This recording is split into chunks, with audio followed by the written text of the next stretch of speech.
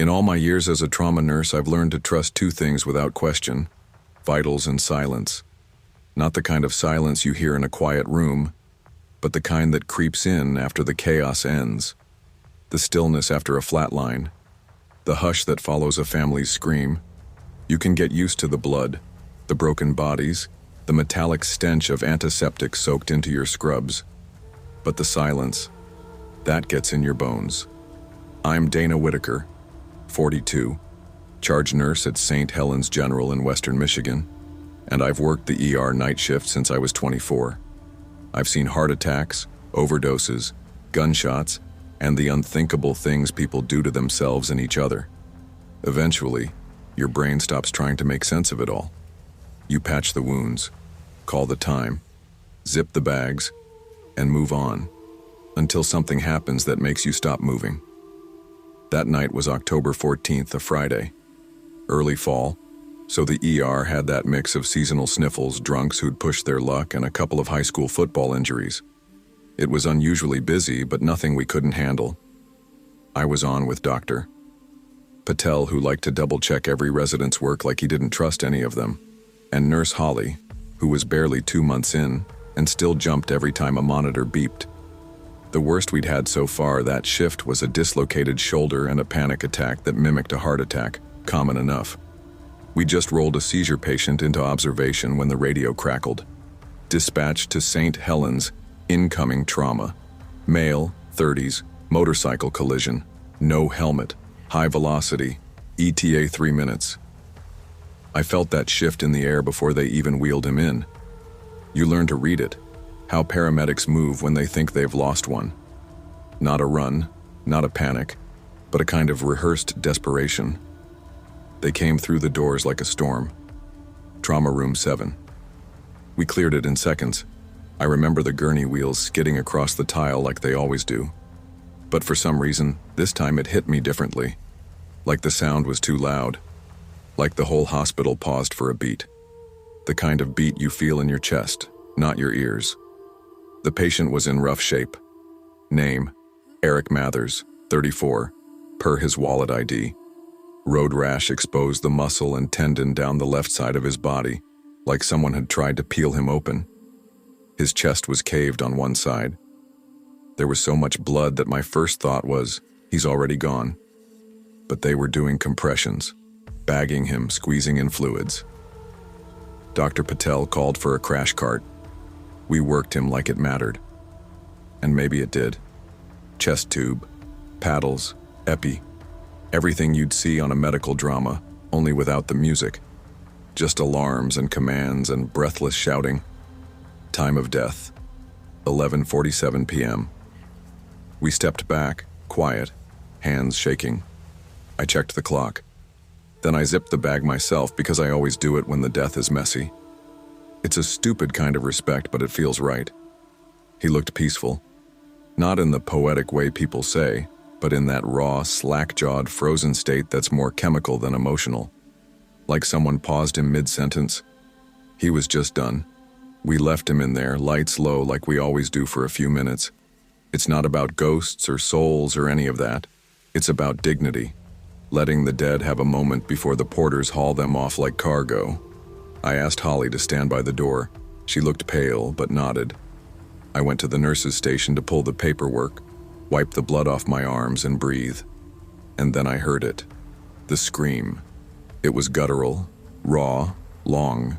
Not a noise, not a groan, not air escaping post-mortem. This was a scream, the kind of sound that comes from a living throat. Pain, rage, terror, all of it wrapped into one inhuman howl. I looked up fast. Holly was already backing away from room 7, white as a sheet. One of the techs froze mid-step in the hallway, eyes wide. I met them at the door. "You heard that, right?" I asked. Holly nodded without speaking. I opened the door, lights steady, no flicker, no sudden cold, no monitors flashing back to life. Just the still form of Eric Mathers, zipped halfway in a body bag, his mouth gaping open as if he'd just finished making that sound. No pulse, no respiration, still dead, cold, but that room felt full. like something had just left it, or hadn't yet. I walked in slowly, checked everything again. Reflexes, pupils, nothing. I unzipped the bag a few inches and rechecked vitals, more to reassure myself than anything else.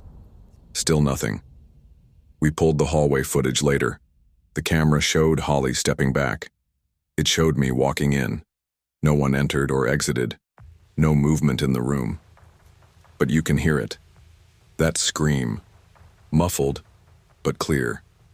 And definitely coming from inside the sealed trauma room. I logged it clinically. Unexplained auditory anomaly reported in Trauma Room 7. No changes in patient vitals. No staff presence inside at time of occurrence. Witnessed by multiple employees. I didn't write "dead man screamed" because I'm not insane. Holly didn't want to talk about it. But later that night, as I sat in the break room with my sandwich untouched, she came in and stood there, arms crossed. "What if?" she started, then hesitated. What if he didn't know he was dead yet? I didn't answer. 2 weeks later. Room 7 stayed empty longer than it should have. That wasn't policy. It just worked out that way. People didn't want to use it. No one said it out loud. Then we got a new patient in there. Diabetic ketoacidosis, not trauma. Stable, older man. He survived. But something was off. The night nurse, Kevin, said the guy kept asking who the screaming man was. Claimed he saw someone at the foot of the bed at 2 a.m., just standing there, mouth open, like he wanted to say something but couldn't. That patient was lucid. No history of dementia. Labs normal. He was discharged the next morning and died of a heart attack 3 days later. Backstory surfaced quietly. One of the residents was nosy enough to Google Eric Mathers. Not that we're supposed to, but we're human. Turns out the guy was a volunteer firefighter years ago. In 2015, he responded to a rollover accident. 3 teenagers. Only one made it. Mathers had pulled a boy from the car who was still breathing, then had to step away when the vehicle caught fire. The kid screamed, and kept screaming while the flames took him. There was an inquiry. Mathers wasn't blamed. But his records showed something. 4 ER visits in the years that followed for chest pain and insomnia. PTSD. He'd stopped responding to emergency calls the year before his crash. You could read that how you want. Maybe he ran from his guilt until it caught up with him. Maybe that scream he made wasn't about him. Maybe it was something he'd carried so long it got lodged in his bones and only came out once he was quiet enough to let it. Present day. We've remodeled since. Trauma room. 7 has a different bed now. New monitor, fresh paint. But I still walk past sometimes and catch myself holding my breath. Not out of fear. Out of something else. Respect, maybe. Whatever happened that night, and I don't pretend to understand it, I believe it was real. And I believe there's something worse than death. Not knowing it happened. Not being ready. I've heard a lot of screams in this job. But that one still echoes in the quiet. And sometimes, just before dawn, when the ER calms and the silence settles in again, I hear something far off. A scratch in the air. A breath not taken. And I wonder if fear follows, even after the heart stops.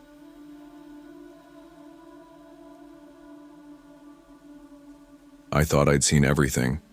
That's the lie we tell ourselves, the armor we wear. You don't work in the emergency department at Eastgate Memorial for more than 5 years without picking up scars. Some on the skin, most buried deep. Gunshot wounds, mangled car crash victims, overdoses, sobbing families, people laughing 5 minutes before they seize and die. You learn to ride it, to detach just enough to function, to keep your hands steady even as someone's world ends in front of you. But that night, it still follows me. My name is Dr. Adrian Ross. I've been an ER attending for nearly a decade now. Eastgate is a mid-sized city in the Midwest. Big enough for violence, small enough for people to know your name when you're off shift. I did my residency in Chicago, thought nothing would top that chaos. I was wrong. Small cities have their own brand of unpredictable. I wasn't on call that night. I'd swapped shifts with Javi, one of our newer attendings, because his sister was visiting. I didn't mind. Friday nights usually brought in the usual mess: bar fights, drunk drivers, domestic disputes, maybe the occasional cardiac arrest. But nothing prepared me for Nathan. It was 9:42 p.m. when the call came in from EMS. Young male, mid-20s, found unresponsive on his apartment floor by his roommate. Breathing shallow, non-verbal. GCS score 3. Pupils fixed and dilated. I was standing at the nurse's station with Lexi, one of our senior nurses, reviewing a chart from a combative psych patient who'd just been transferred upstairs. When the radio cracked with the incoming call, Lexi and I locked eyes. GCS of 3, she murmured. That's basically comatose. Fixed and dilated, I said softly. Shit. We moved. Room 3 was prepped in under 2 minutes. Vitals monitors ready, crash cart outside the door, intubation tray open. The paramedics wheeled him in. Young man, maybe 25, pale, slightly unshaven, still in pajama pants and a hoodie. There was something disturbingly normal about how he looked. No blood, no bruising. Just a guy who looked like he should be watching Netflix, not lying half dead on a gurney. Name's Nathan Hart, one of the medics said. Roommate found him like this around 9. He was last seen alert maybe 2 hours before that, eating dinner. No known medical history, no drugs in the apartment. No trauma? I asked, listening to his breath sounds as I took over the bag valve mask. None we could find. He's breathing on his own, but irregular. Heart rate's 82, BP 120/70. Pupils were still blown. No corneal reflex, no pain response. His hands were warm, chest rising slowly. But he wasn't there. CT scan was done within 15 minutes. Massive cerebral edema, the radiologist said. Midline shift, brainstem compressed. It's herniation, full. I felt my throat tighten. I'd seen strokes before, older patients, heavy smokers, uncontrolled diabetics. But Nathan was 25. No hypertension, no warning signs, no reason. Neurology confirmed it within the hour. Dr. Chen, the attending, ran the full battery of brain death tests. Cold calorics, apnea test, doll's eyes, nothing. Flat EEG. He's gone, Chen said gently, not even trying to sugarcoat it. Legally and clinically. Brain death, I nodded, jaw tight. Nathan's mother, a woman named Elaine, arrived around 11:30 with her 2 daughters, Rachel and Becca. I'd had to give hard news before, but never like this. Elaine didn't scream, didn't collapse. She just blinked and said, "He was just eating pizza. He said he'd do the dishes after his show." They agreed to organ donation. Elaine said he was a registered donor. "He'd want to help," she said, voice cracking. The ICU team took over around midnight. I usually bow out at that point, but something in me stayed. Maybe it was because he looked alive. His heart was still beating, chest still rising, skin warm. The ventilator hissed, a lullaby of breath. But there was nothing behind his eyes. No presence. Just a shell. Lexi and I stood in the hallway as they wheeled him to the surgical floor. "It's always weirder when they look peaceful," she murmured. "Like they're just waiting." I know. It was 2:14 a.m. when an OR nurse named Jordan found me. "Dr. Ross, you should come upstairs." "What's wrong?" She hesitated. "They haven't started. The heart, it reacted." My stomach sank. "Reacted how?" "Just come." The surgical suite was quiet. Too quiet. The transplant team stood in a semicircle around the open body of Nathan Hart. The lead surgeon, Dr. Ramesh Kapoor, was holding his gloves in one hand, looking visibly shaken. His assistant stood near the table, pale. "What happened?" I asked. Kapoor looked up. "We were prepping. Standard protocol. Opened the chest. No stimulation, no clamps yet. I touched the heart, just laid a hand on it." He paused. It hit back. "Excuse me?" It pounded. Once, then again, then faster. Not a fibrillation. A rhythm. Like it was aware. A silence fell. He wasn't a dramatic man. I'd seen him calmly perform transplants during literal blackouts. "Did you monitor it?" I asked. "No leads yet. We weren't at that stage." But one of the assistants swore she saw a spike on the EKG screen nearby, just for a second. "But there was no patient connected," I said. He just nodded. We all felt it. The team waited. 10 minutes, then 15. They repeated the brain death tests. Nothing had changed. Still legally dead. Eventually, the procedure proceeded. The heart was transplanted into a 38-year-old man in critical failure. It beat. It worked. It thrived. But none of us forgot. I started having dreams. Not nightmares. Just quiet. I'd be standing in an empty hallway hearing the beep of a heart monitor, rhythmic, steady. I'd follow it to a closed door. Inside, Nathan would be lying in a hospital bed, eyes open.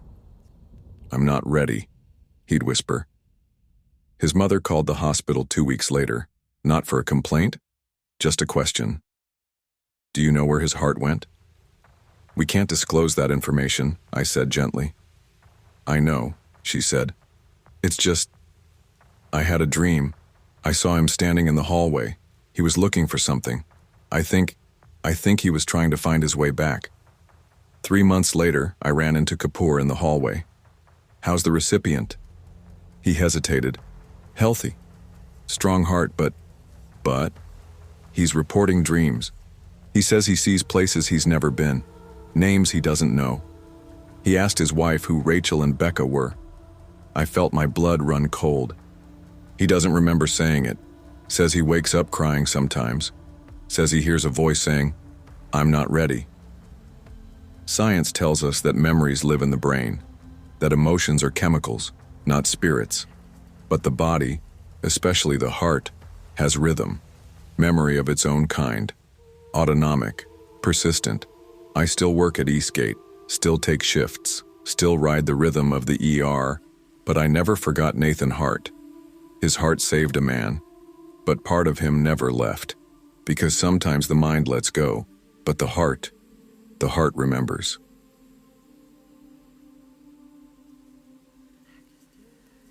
I don't believe in signs, not anymore. You work enough night shifts in a trauma ward, and the magic bleeds out of things. You see too much, the raw, ugly truth of accidents and emergencies. You learn that most things don't happen for a reason. They just happen. But some nights still find a way to leave a crack in your logic. Let me take you back. Not to a haunted house or some cursed artifact, just a regular Tuesday at Memorial West Medical Center in Springfield, a city hospital tucked off I-44, where we never have enough beds, never enough staff, and way too many incoming calls.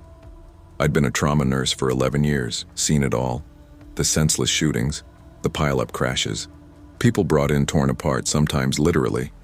You get desensitized, yeah, but not numb. At least, I wasn't yet. My name's Naomi Brooks. I was 36 that year, with a kid just starting middle school, an ex-husband who still texted on birthdays, and a second-hand Toyota that rattled when I turned left. Real glamorous life. Anyway, it started as a normal shift. I clocked in at 6:42 p.m., threw my hair up, grabbed a stale coffee from the staff lounge, and did my usual rounds. Bay 3 had an overdose from the shelters. Room 6 had a guy who thought he was having a heart attack, but really just needed a Xanax and someone to talk to. The trauma pager went off at 7:11 p.m. "MVC incoming," dispatch said through the crackling radio. "Female, early 30s, sedan versus pickup, ejected on impact, estimated arrival 7 minutes." I scribbled the info down and alerted the team. Dr. Liang, one of our trauma surgeons, was already pulling gloves on before I finished the sentence. The ambulance pulled up at 7:19 p.m. They wheeled her in fast, pale, unconscious, blood matting her light brown hair. The right side of her face was already swelling. A paramedic shouted vitals as we cut open her clothes and started the trauma protocol. Clara Reynolds, 35, found unresponsive, coded once en route, got her back after 3 minutes, pelvis crushed, BP tanking. I remember her necklace, a thin silver chain with a small charm that read, "Breathe." I kept looking at it while bagging her, pushing air into lungs that weren't holding their own anymore. "Get Oneg up here now," Dr. Liang snapped. "Page Orr. We've got seconds." We were in the thick of it when triage called out from the double doors. "Naomi," Kim, one of our newer nurses, waved me over. Another trauma just called in. Woman, same age, solo vehicle, unconscious at the scene. Name's Clara too. I froze, halfway through hanging another bag of fluids. "Same name?" Kim nodded, eyes uncertain. "Yeah, Clara. Clara Simmons. Date of birth? March 14th, 1989. "What?" I said. My throat felt dry. "That's the same birth date as this one." Kim gave a half laugh like she thought it was weird but not worth dwelling on. "Just a glitch. Probably a mix-up with IDs." We both knew it wasn't, but it was easier to pretend. I went back to the first Clara, helped prep her for emergency surgery. She coded again. We got her back. For a while, but her body wasn't holding on. We called time of death at 8:04 p.m. She was gone. Just like that. 1 minute you're fighting for someone's life, next you're pulling the sheet over their face, and then the doors burst open again. "Second Clara," someone muttered. The paramedics rolled her in fast. She looked nothing like the first. Dark skin, tight curls matted with blood, a long healed scar along her forearm, clothes torn from the accident. Her lips were moving as we transferred her to the table. "She's trying to say something," Dr. Liang noted. I leaned close, held her hand. Her eyes fluttered, lips dry and cracked. "She's waiting," she whispered. I blinked. "Who's waiting?" She tried again. "She's waiting." That was all. Then her heart rate spiked. We lost her pulse 30 seconds later. 12 minutes of CPR. No response. Called at 8:18 p.m. You want to say it's coincidence? You need it to be coincidence. That's the only way to function. You bury it under paperwork, time of death, vital signs, lab results. But that night made the hairs on my arms stand up. We ran every check, compared photos, names, birth certificates, social security numbers, different women, no blood relation, no shared hometowns, one from Branson, one from Fayetteville, no overlap. They were both named Clara, born on the same day, died in the same ER, 14 minutes apart. For a few days, the staff laughed it off. Doppelgangers, glitches in the matrix. But the jokes faded fast. People started avoiding room 4. Nurses claimed the vitals monitor would spike at night even when no one was in there. Kim swore she heard breathing in the room once while turning down the lights. I told her it was probably the HVAC, but deep down I didn't believe it. A week later, I stayed late. Charting. Catching up. It was just after 2 a.m. and the ER was quiet for once. I passed room 4 on my way to the vending machines. The light inside was flickering. I paused. I don't know why. But I stepped inside. It smelled like antiseptic and dust. The bed was stripped bare, the monitors off. Nothing out of place. But I felt watched, like someone was holding their breath in the corner. I turned around and saw nothing, except on the bed, a small charm, silver. Breathe. I didn't tell anyone, just picked it up and put it in my pocket. I still have it. Sometimes I think about taking it back, leaving it where it came from, but I don't know what that would mean. And I'm not sure I want to find out. Weeks passed, then months. Another trauma night, we got a Jane Doe. Car accident, no ID, broken pelvis, dark curly hair, scar on her arm. I felt my stomach drop. "She's not Clara," the paramedic said when I asked. She said her name was Mara. We saved her. She woke up the next morning, disoriented but stable. I walked in to check on her and froze. She was staring at the ceiling, tears slipping down her face. She told me, she whispered. I didn't ask who. I just sat down beside her. She told me not to go, she said. Said it wasn't my time, that she was still waiting for someone. I swallowed. Who is she waiting for? Mara looked me dead in the eye. You. That was 3 years ago. I've changed hospitals since then, moved to a smaller clinic outside Joplin. Slower pace, less trauma. But some nights I dream about the ER, about room 4, about the two Claras, one pale, one dark, both broken, both whispering something that doesn't quite fit in a medical report. And every time I wake up, I check my pocket. The charm is always there. Breathe. But some nights I swear I feel someone else exhale with me.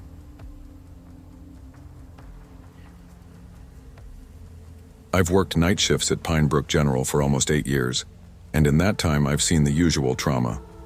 Car wrecks, overdoses, gunshot wounds, neglected elderly patients found unconscious in apartments that reeked of rot and cat urine.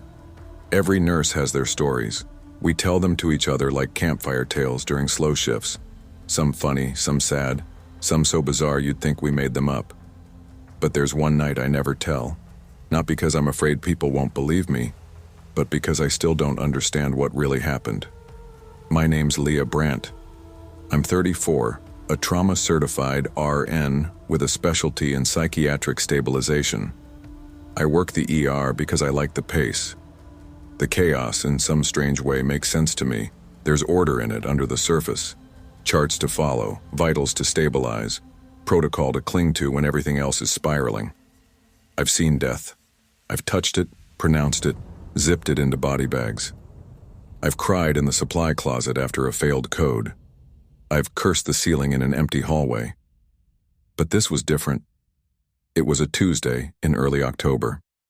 My fiancé, Joel, had just left for a 3-day conference in Charlotte. I kissed him goodbye around 2 p.m., made some tea, then took a nap before my 7 p.m. shift.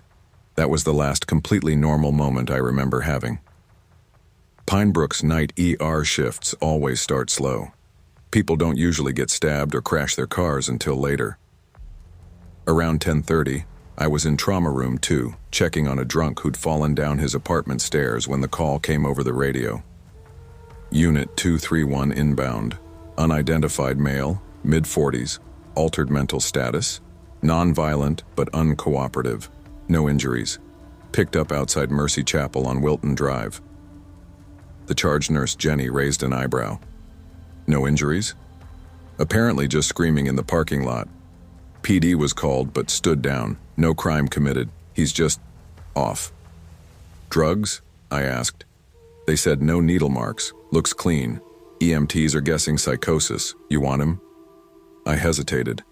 I'd had a rough week. 3 back-to-back psychs, including one guy who tried to cut out his own tongue. But Jenny looked tired too. We all did. Yeah, I said. I've got it. Room 4. The man came in wearing only black sweatpants and a torn undershirt, barefoot despite the chill. No shoes, no wallet, nothing in his pockets. Not even lint. His skin was pale, almost gray in the fluorescent light, and his hair looked damp with sweat. The paramedics had restrained him, soft cuffs only, but said he hadn't fought. Just wouldn't stop muttering. When I walked in, he stopped, not slowed down. Stopped. Completely still, like a switch flipped off. His eyes, hazel, with oddly dilated pupils, locked on mine. No blinking. Hi there, I said, keeping my voice even. My name's Leah. I'm your nurse tonight. His lips moved, but no sound came out. Then slowly, as if he'd just remembered how speech worked, he said, Leah Brandt. It wasn't a guess. It wasn't a question. It was a statement. I felt a jolt behind my ribs. You've been here before? I asked, checking his wristband. Of course there was nothing. No ID, no hospital number. Just John Doe. Did someone tell you my name? He didn't respond, just kept staring. I looked down at my badge, clipped to my scrubs. Maybe he'd seen it. Maybe one of the medics said it. But something about the way he said it, it had weight. Can you tell me your name? I asked, taking a seat at the computer station inside the room. Do you know where you are? That's when the muttering started again. Fast, jumbled. I couldn't make out words at first, it sounded like tongues. Then I realized it was speech, just backward, not nonsense, not random, reversed phrases, over and over. Deliver us. He is not here. The light cannot save you. My hands trembled a little as I typed in a preliminary chart. I've heard all sorts of word salad from patients before. Schizophrenia, religious mania, meth-induced psychosis. But this wasn't that. His cadence was too specific, rehearsed, like a tape loop set to rewind. The charge doctor, Klein, came in 5 minutes later. He's one of those older ER physicians who's seen everything and reacts to nothing. Vitals are normal? He asked, flipping through the monitor readings. Stable, no fever, no signs of trauma. Tox screen? Negative. No head injury? None visible. Pupils are equal and reactive. Dr. Klein stood at the foot of the bed and said, "Sir, do you know where you are?" The man just smiled faintly and said, "The doors will not hold." Dr. Klein looked at me. "Page Psych. Start him on 5 of Haldol, 2 of Ativan IM." I nodded, already prepping the injection. As I leaned over with the syringe, the man turned his head slowly toward me and whispered, "Don't go home tonight." The needle slipped in my hand. I had to steady myself before I could inject him. Later that night, 2:12 a.m., the man was sedated, monitored, stable, still muttering occasionally but not thrashing. Security stayed nearby just in case. I was finishing charting in the hallway when my phone buzzed. Unknown number. I never answer unknowns during shift, but I had a strange pull in my chest. I stepped outside into the ambulance bay and picked up. "Hello?" There was static. Then a voice, quiet, hoarse, barely audible. "He's not sedated. He's watching you from the inside." The line went dead. I stood there, heart pounding. I tried calling the number back. Disconnected. When I walked back into the ER, room 4's monitor showed steady vitals, still sedated. But when I glanced at the window, the man was sitting upright, staring directly at me. My younger sister, Emily, had been in a group home for the past 7 years, schizoaffective disorder. When she was 20, she stopped sleeping, stopped eating, started talking to people who weren't there. Once she disappeared for a week and was found sitting in the middle of a cemetery, arms covered in scratches, speaking Latin. Our parents tried everything. Meds, inpatient, prayer. Nothing helped. I became her guardian 2 years ago when our mom died. I visited every Sunday. Except this week. Joel's trip, my shifts, it got away from me. 3:07 a.m. I was reviewing labs when the intercom buzzed. Security. "Leah, we've got a woman trying to get in through the ambulance entrance, no ID, says she's your sister." My stomach dropped. "She what?" "Won't give her name. Just keep saying, I have to warn her. He's not what he seems." I rushed to the bay. It was Emily, hair tangled, eyes wild, wearing slippers and a hoodie. I hadn't seen her like this in years. She lunged toward me as soon as I got close. "You brought it here," she hissed. "You shouldn't have talked to him. You let him in." "Emily, how did you get out?" "You were safe." They opened the gate and it walked through wearing a man's skin. Security held her back as she screamed. I stood there, frozen. Then I remembered something that made my blood run cold. When the John Doe first came in, he smiled. Not in greeting, not in comfort, in recognition. Emily was taken back to her facility. I stayed to finish my shift, but I kept feeling watched. The lights in room 4 flickered around 4 a.m. The monitor glitched, but vitals stayed stable. Then the whispering started again. This time, it wasn't just the patient. I heard it in the vents, in the hallway, whispers in reverse. My name, over and over.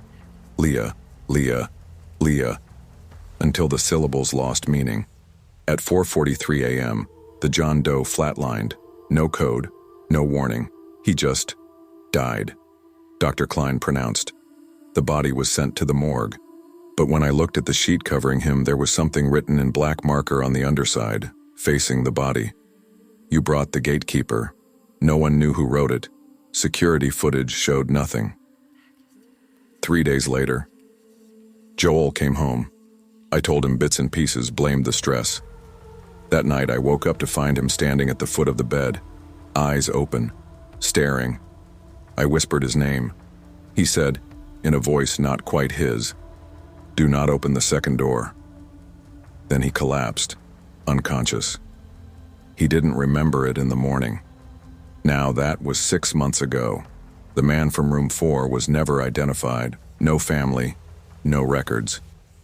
His body disappeared from the morgue 3 days later. No explanation. Emily's condition deteriorated. She no longer speaks English, only reversed Latin. I still work at Pinebrook, still take night shifts. But some nights, in the quiet hours, I hear whispers in the vents, the sound of reversed scripture.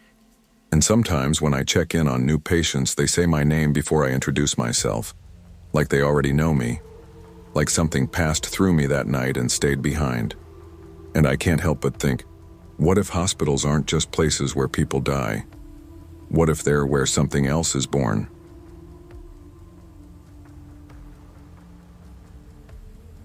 In the end, it was the silence that got to me the most. Not the screaming or the alarms or the coughing fits in the middle of the night. Not the machines flatlining or the code blues echoing down the hall. It was the quiet, the kind that stretches just a little too long. The kind that creeps under your skin and waits there, pulsing. I never intended to work nights, especially not at Briarfield General. The hospital was older than it looked, tucked between a strip mall and an abandoned Catholic school on the edge of Ridley, Pennsylvania. A small town trying to act bigger than it was. The kind of place people moved to for peace and ended up with nothing but stillness. I started as a CNA, certified nursing assistant, after a tough breakup and a relocation I hadn't planned. My mom's sister, Aunt Rena, lived in Ridley. She had a spare room and a need for someone to pay half the electric bill. I needed a job that didn't require a degree and didn't mind long hours. The night shift was all that was open. So I took it. It was supposed to be temporary. You know how that goes. I worked the trauma wing. Not ICU, not ER. Just the weird middle ground for patients not quite stable enough for standard med-surg, but not bad enough for intensive care. Room 9 was at the far end of the hallway, next to a busted linen closet we never used because the door didn't latch right. The whole wing had 12 rooms, but room 9 was the one everyone joked about, or tried to. They said the call light went off by itself, that patients who stayed there saw things, said things. I didn't think much of it. Nurses are a practical bunch. You have to be. The human body is a messy, fragile thing, and there's no time for ghost stories when someone's blood pressure is crashing. But sometimes I wonder if we keep busy just to keep from noticing what's really around us. It started with Mr. Grayson, 84, admitted with a pelvic fracture after a fall down his front porch steps. He had mild dementia, nothing severe. Still called his daughter every morning. Still recognized his primary doc by name, a tall, thin man with long fingers and sad blue eyes. He always smiled when I brought him ice water. "Thanks, sweetheart," he'd say. "Don't know what I'd do without you."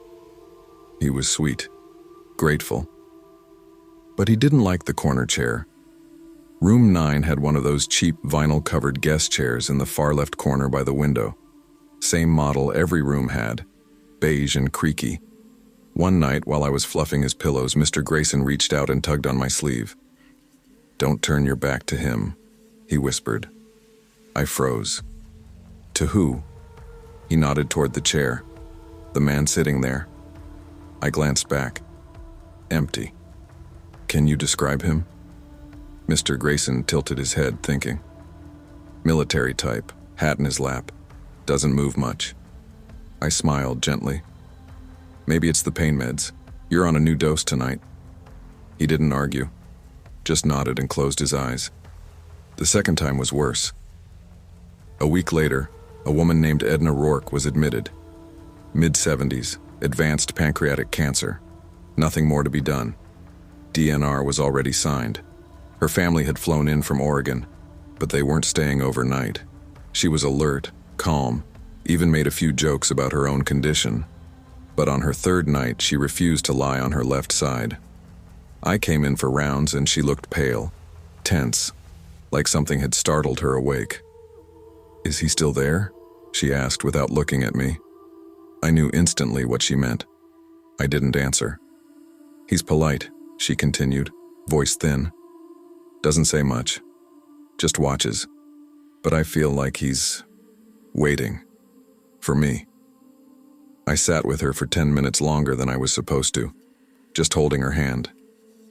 Eventually, she dozed off. She died that morning, peacefully, no struggle. I remember thinking maybe she'd made peace with it, but something about the way her eyes had flicked toward that chair before she drifted off stayed with me. I talked to Megan about it next. She was the night charge nurse, 15 years at Briarfield, the kind of woman who could tape a split IV line with one hand while answering a call light with the other. You've seen it, haven't you? I asked her during a slow shift around 3 a.m. She didn't look at me right away, just took a long sip from her Diet Coke and finally said, Room 9's always been different. Different how? You'll think I'm nuts.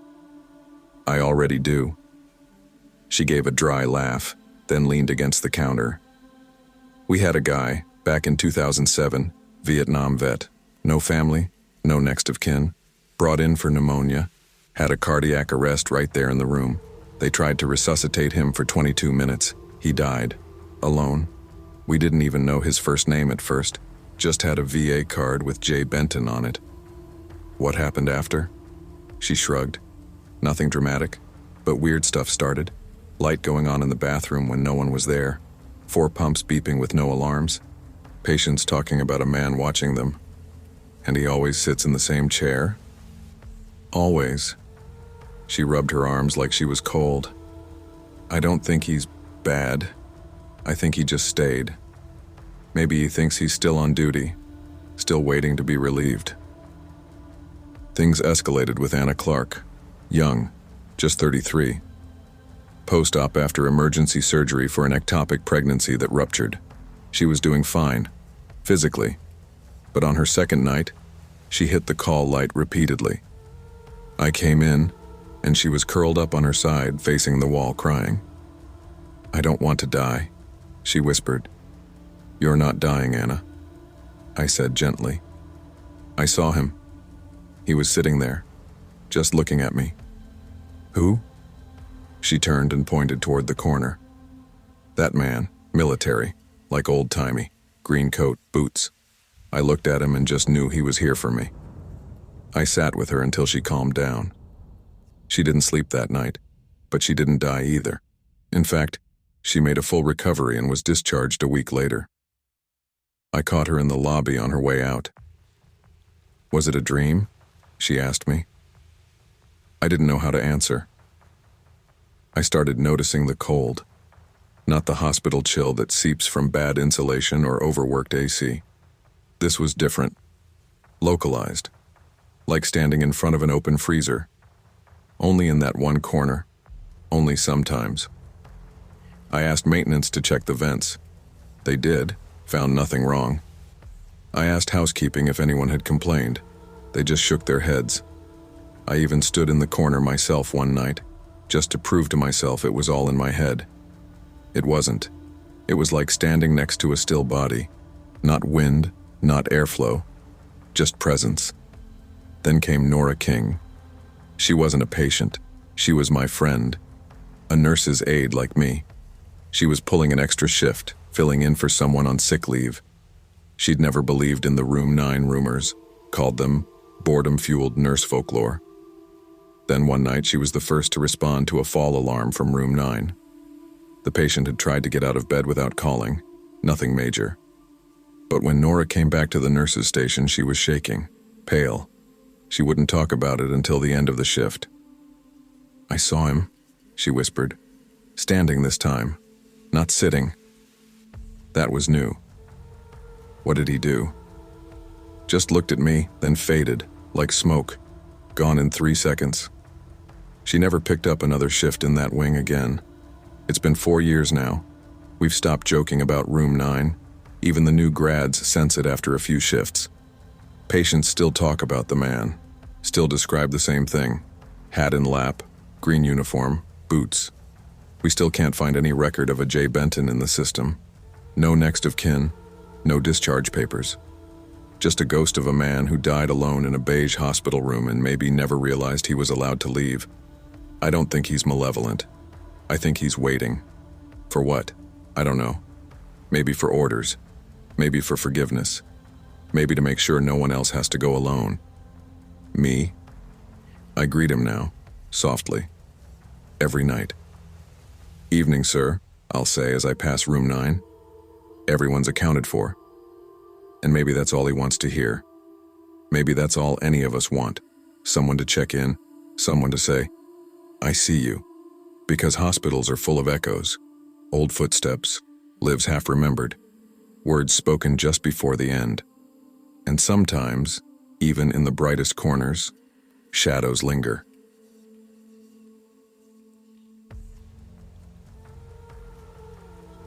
I still remember the first night I worked the graveyard shift at West Pine General. It was one of those slow-burning November evenings where the air was cold enough to sting your lungs, and the fog came in waves so thick, the hospital's entrance sign flickered in and out like a dying beacon. I had just finished orientation earlier that week, long days of protocols, paperwork, and polite nods from nurses too tired to care about another new hire. But that Friday night was my first real shift. The kind where you're truly on your own. I was 24, fresh out of nursing school, eager, nervous, and filled with the kind of textbook confidence that only lasts until your first code blue. My name's Rachel Langley, and I had just moved 2 towns over to be closer to West Pine. It was one of those older regional hospitals, the kind built in the 60s, long white halls that echoed, and walls that looked like they hadn't been painted in at least 20 years. Still, it had a good reputation. It was quiet. Safe. At least, that's what I thought. That night, I clocked in at 10:45 p.m. sharp. The floor was unusually still, except for the distant hum of machines and the occasional squeak of rubber soles on linoleum. I was assigned to the med-surg unit on the 3rd floor, and my supervisor, a grizzled woman named Marcia, gave me the usual, "Don't screw it up" rundown, and handed me a stack of charts. "Room 314 is restless," she muttered. "Mr. Hobbs, terminal. Morphine drips running low. Keep an eye. He's been talking to people who aren't there." "Hallucinations?" I asked, pen poised. She shrugged. "Maybe. Or maybe he's just seeing things we don't." I forced a chuckle. "That's comforting." Marcia didn't laugh. She just adjusted her cardigan, which hung off her thin frame like an old curtain, and walked off down the hall. The shift started normally. Vitals, chart updates, a patient complaining about the dinner meatloaf, another trying to convince me he didn't need his heart meds anymore because he felt better. It was the usual rhythm of midnight care, small tasks that stack up and keep you grounded. By 2 a.m., things had settled. I sat at the nurse's station with Megan, another night nurse barely older than me, her brown curls tied up in a messy bun. She was in her 2nd year at West Pine and had the weariness of someone who'd already seen too much. "You're holding up well," she said, sipping from a large thermos. "Most new grads cry by their 2nd shift." I smiled. "I haven't ruled it out yet." We both laughed. The kind of laugh that means you're tired and just holding it together.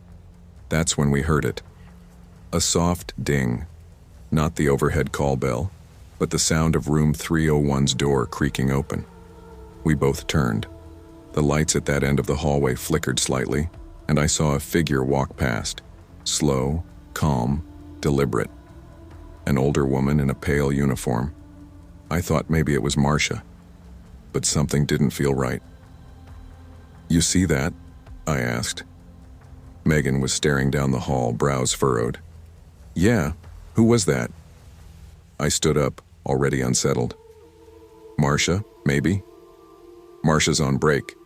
She goes to the basement lounge at 2. I started walking toward the hall, my footsteps unnaturally loud in the quiet. When I turned the corner, the hallway was empty. Room 301's door was half open. That room was vacant. I glanced inside. The bed was stripped, lights off, no signs of movement. Still, something felt heavy, like the air was thicker inside, like someone had just left a moment before I walked in. When I got back to the desk, Megan was pale. "I don't want to freak you out," she whispered, "but you know about Evelyn, right?" I shook my head. "Who's Evelyn?" She hesitated. "She was a night nurse here. Used to work this very floor for over 30 years. Everyone loved her. Quiet, gentle, the kind of nurse people say made dying a little less scary." I waited, sensing there was more. "She passed away 5 years ago, heart attack, died in this hospital. Some say she never left." I laughed, reflexively, nervously. "Come on." Megan didn't smile. "You think you saw Marcia? I think you saw her." I didn't know what to say. My chest felt tight, but I chalked it up to sleep deprivation. "You'll see her again," Megan said softly, almost regretfully. Over the next few weeks, it happened again. And again. Always between 2 a.m. and 4 a.m., always when the halls were quiet and the world seemed paused. Some nurses said she appeared in room 312, just standing at the foot of the bed, hands folded, watching over patients as they slept. A CNA swore she felt someone take the chart from her hands only to find it placed neatly on the counter 5 feet away. And patience. One night, a woman recovering from surgery asked me to thank the old nurse with the kind eyes for sitting with her and humming her to sleep. I hadn't been in her room for hours. Her monitor had been adjusted perfectly, better than I'd ever seen. Still, no one admitted to being there. Then came the night I stopped doubting. It was mid-December. Snow had started falling outside. The hospital was understaffed due to the flu, and I was pulling a double shift. At 3:15 a.m., I went to check on Mr. Hobbs in 314 again. I paused outside the door. It was cracked open and I could hear a soft voice inside. I entered quietly. Mr. Hobbs, pale, skeletal, was smiling. "You came back," he said. I blinked. "Mr. Hobbs, it's Rachel. Just checking on you." He looked past me toward the chair in the corner. "She was just there," he whispered. "Said she'd stay with me until I wasn't scared anymore." I looked. The chair was empty, but it was warm, like someone had just stood up. I asked around. Not officially. Nurses talk best when they think no one's really listening. Some rolled their eyes. Others, especially the long-timers, just gave quiet nods. One nurse, Teresa, told me she'd heard humming during a code once, as if someone were soothing the chaos. Another swore Evelyn had nudged her awake seconds before a monitor flatlined. It was always subtle, always gentle. She never scared anyone, she never hurt anyone, she just helped. But then, the dream started. Not for me, for Megan. She came in one night looking shaken. Her eyes were red, hands trembling. "I think she's trying to say something," she whispered. I didn't understand. I saw her in my dream. Evelyn. She wasn't smiling this time, she looked worried, like something was wrong. And she kept pointing to the wall. Which wall? I don't know, but it felt important. Over the next few nights, others had similar dreams. Night staff who never talked about ghosts, CNAS, even a doctor. All of them described Evelyn standing silently, pointing at the wall, always with urgency. We started comparing notes. The wall in their dreams was always pale blue, with a hairline crack near the baseboard. We found it in room 305. The hospital had been storing old equipment in there since the pandemic surge, but that wall matched every detail from the dreams. Maintenance was called. When they cut open the drywall, they found mold, black, thick, and spreading inside the walls like rot. The room above had a slow leak from a broken pipe unseen for years. The spores were airborne, dangerous. That wing was shut down immediately. An entire HVAC overhaul was ordered. Had she been trying to warn us? It's been nearly a year since that night. We still see her sometimes. Evelyn. Some nights I'll catch a glimpse of her reflection in the glass outside the nurse's station, or I'll walk into a room and smell lavender, the kind she used to wear. Patients still whisper about the kind woman who visits them while they sleep. No one's scared anymore. In fact, we feel safer when she's around. Hospitals are filled with life and death, joy and grief. And sometimes, something lingers. Not out of spite or vengeance, but because they cared too much to truly leave. Evelyn is still doing her rounds, and every time I pass the dark end of the third-floor hallway, I offer a soft nod, just in case she's watching. If you're reading this and you've ever felt someone beside you in the quiet moments, someone who made you feel safe even when no one else was around, you're not alone. Sometimes the best nurses never stop caring, even after death.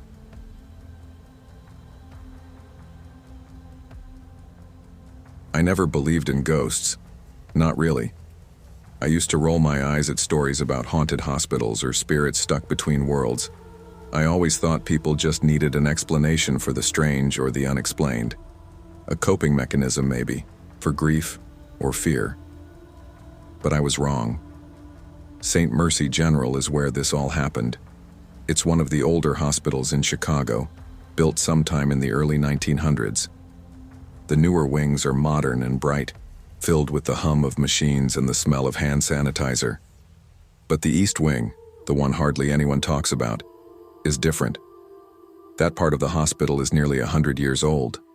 The walls are thicker, the floors creak, and down below it, buried beneath layers of renovation and years of forgotten work orders, is the old basement. I never had any reason to go down there, not in the 4 years I'd been working night shifts as a trauma nurse. Until one night, I did. But let me back up. When I first started at St. Mercy, I was fresh out of nursing school. Still had that mix of nerves and idealism. I shadowed under another nurse named Lisa Novak, one of those women who had seen it all and didn't flinch at the worst of it. She was sharp, a little cold, but efficient as hell. One night, during a slow shift, we were walking by the corridor near the east stairwell when she stopped suddenly and said, "Don't ever take the old stairs unless you have to." I laughed. "What's down there? Monsters?" She didn't smile, just shook her head and said, "No monsters, just something you don't want to see." That stuck with me, but as weeks turned into months, the memory faded, replaced by codes, blood work, and double shifts. Still, sometimes I'd hear whispers from other nurses during smoke breaks, stories of cold spots in the stairwell, of lights flickering in storage, of someone, always a woman, seen walking just at the edge of the hallway before disappearing. It was always vague, always dismissed with a laugh or an eye roll, but you know how it is in hospitals. Death lingers in the corners. People cope however they can. It was early December, a cold night, wind hammering the windows like it had teeth. I was on the second floor near ICU, reviewing notes on a patient when my charge nurse Daniel came over. "Hey Ellie," he said, rubbing his neck. "We're out of vacuum drains and central supplies already closed, but Sarah thinks there might be a box left in the old storeroom downstairs. Can you check?" I hesitated. "You mean the basement?" He nodded. "Yeah, the one near the old OR wing. Supposed to be a box of 50s down there. Should be quick." I almost said no. Something about it felt off, but I didn't want to be the one making a fuss over a simple supply run. so I agreed. The old stairwell was behind a faded wooden door, tucked away past radiology. I'd never noticed it before. When I pushed it open, the hinges groaned like something alive. Cold air met me immediately, thick with the scent of mildew and thyme. I clicked on my flashlight and started down. The stairs were narrow and steep, made of stone that had been worn smooth in the middle from decades of foot traffic. Every step echoed like I was walking through a tomb. When I reached the bottom, the door creaked shut behind me with a soft thud. I froze. For a moment, I considered turning back, but I shook it off and pressed forward. The basement was a long corridor with low ceilings and rusted shelving units. The light overhead flickered weakly, barely illuminating the rows of boxes and old equipment. I found the label for vacuum drains and followed it deeper into the shelves. And that's when I saw her. She was standing maybe 20 feet away, facing one of the metal shelves. At first, I thought it was another staff member. Her uniform was strange.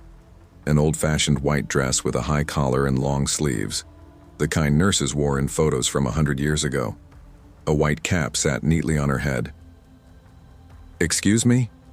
I called out. She didn't move. I stepped closer. "Hey, are you all right?" Still nothing. She reached up slowly, as if she were checking a box on the shelf. Then she turned, and she wasn't there. No sound, no movement, just empty air where she had stood. I stood frozen, breath caught in my throat. I wasn't imagining things. I saw her. I felt the air shift around me. The pressure in the room changed like someone had just walked out and slammed the door behind them. I grabbed the first box I could find and ran back up the stairs without looking back. Back upstairs, I must have looked pale because Daniel asked if I was okay. "I thought I saw someone down there," I said. He blinked. "Someone?" I nodded. "A woman, in an old uniform. She just vanished." He stared at me for a long moment, then quietly said, "You're not the first to say that." Later that night in the break room, I brought it up to Lisa. She sighed, took a sip of coffee, and said, "We call her Clara." No one really knows where the story started. Some say she died during the flu epidemic in 1918, treating patients nonstop until she collapsed. Others say she was a suicide, hung herself in one of the old surgical rooms. That's just a legend though, right? Lisa looked at me. Isn't everything until it isn't? I started asking around, quietly, carefully. I spoke to custodians, night shift nurses, even an old security guard named Miguel. Every single one of them had a story. She walked past me in the hallway, plain as day, Miguel told me, but her feet didn't make a sound. One of the janitors claimed he heard weeping from one of the locked rooms in the basement, and a med student shaking told me he saw her standing outside the morgue freezer, hand pressed to the door like she was trying to comfort the dead inside. I wasn't sleeping well. I started dreaming about her. In my dreams, she was always just out of reach, watching me, waiting. Obsessed, I dug through hospital archives. With the help of Donna from medical records, I got access to old employee files. Most were scanned copies of paper logs from the early 1900s, faded handwriting, names long gone. And there she was, Clara W. Hensley, registered nurse, employed 1916 to 1918. No death record, but a note in the margin. Presumed deceased, pandemic ward collapse. That part of the hospital had caved in during the Spanish flu. Dozens had died. Some of the bodies were never recovered. A few weeks later, I got called to assist with an elderly patient on the East Wing. When I left the room, I took a wrong turn in the dark and ended up at the top of the old stairwell again. I didn't want to go down. But something, curiosity, maybe guilt, pushed me to open the door. This time the air was warm. Still, no mildew, no cold spots. I walked down, one hand on the rail. She was waiting at the bottom. But this time, she didn't vanish. She turned and looked at me. Her face was kind, tired, her eyes sunken with grief. I didn't mean to stay. she whispered. I know, I said, tears rising. It's okay now. She smiled, then faded, like smoke into the air. Since then, no one's seen her. The basement is still quiet, still strange, but the heaviness is gone. I think Clara finally finished her rounds, and every time I pass the old stairwell, I pause. Not with fear anymore, but respect. Because sometimes the dead don't haunt us to harm. Sometimes they just want to finish what they started.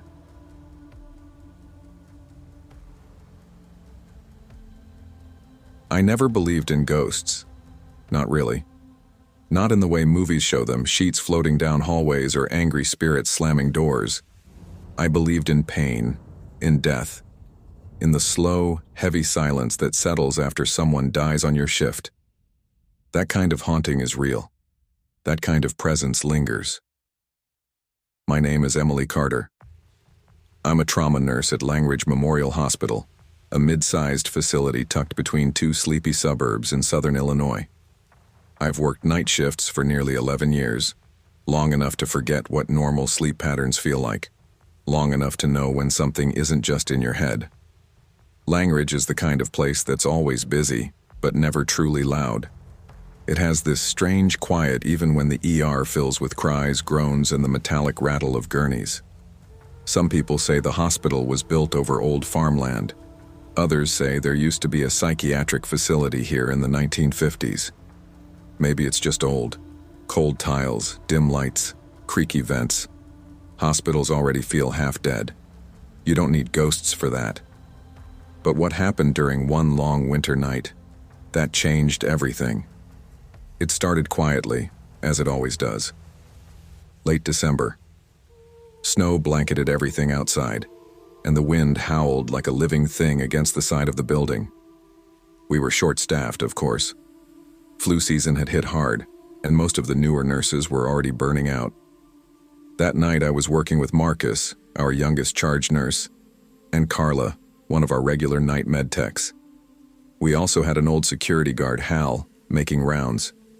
We joked about how dead the shift was going to be. It was around 2:15 a.m. when things changed. We had no incoming trauma, no ambulances, and the waiting room was nearly empty. Carla was restocking linens, Marcus was finishing charts, and I was at the nurses' station reviewing labs. That's when I saw him, out of the corner of my eye, by the automatic doors leading from the ER entrance to the ambulance bay. There was a little boy, not walking, just standing. I looked up, expecting a parent to come in behind him, but no one did. He wore a thin hoodie, way too small for the weather, and loose pajama pants that barely covered his ankles. His feet were bare. His skin was pale, like he hadn't been in the sun for weeks. I stood up slowly. "Hey, sweetie," I said, cautious but calm. "Where's your mom or dad?" He didn't answer. He just looked at me. His eyes weren't wide with fear. They were wide with confusion, like he didn't know where he was or why. I walked around the desk and took a step toward him. And then, he was gone. I didn't mean he ran, or slipped out a side door. He just wasn't there anymore. Gone like a blink. I froze, goosebumps crawling up my arms. I turned, scanning the ER. Nothing. Marcus looked up and saw my face. "What?" he asked. I swallowed. "Did you just see a kid by the doors?" He blinked. "Number was someone here?" I didn't answer right away. I just shook my head and told myself it had to be fatigue. We'd been slammed the past few days and I hadn't slept much.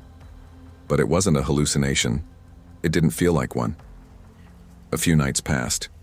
I didn't mention it again. What was I supposed to say? But then Carla brought it up casually during a break. "You ever see weird stuff on night shift?" she asked, unwrapping her protein bar. "Like, stuff you can't explain?" I paused. "Why?" She glanced at the security monitors. "Last night, around 2, I saw a little kid standing by the supply closet near the trauma bay. Thought it was a patient's sibling or something. But when I went to check, no one." My heart thudded. I kept my tone even. "How old?" 6 or 7, maybe. dirty hoodie, no shoes. Neither of us said anything for a few seconds. More people started seeing him.